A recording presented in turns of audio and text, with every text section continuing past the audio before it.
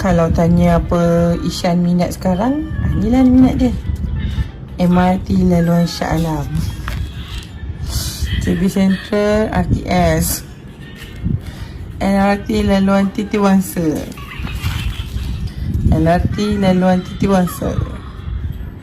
Oh, masih lagi Titi Wangsa. Oh, LRT laluan Kajang.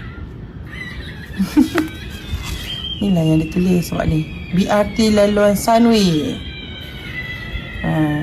KL Transit. Ni lagu, tak tahu lah, rasanya lagu dance dia masa dia umur 6 tahun.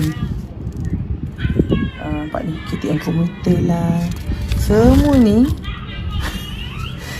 laluan kereta api dekat KL. Begitulah. Duit 5 sen mesti dia tak jumpa 5 sen lama ni. Tak. Apa lagi?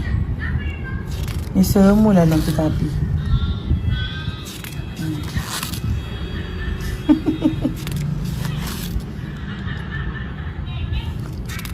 Dia sekarang memang tengah minat dengan laluan kereta api ni semua.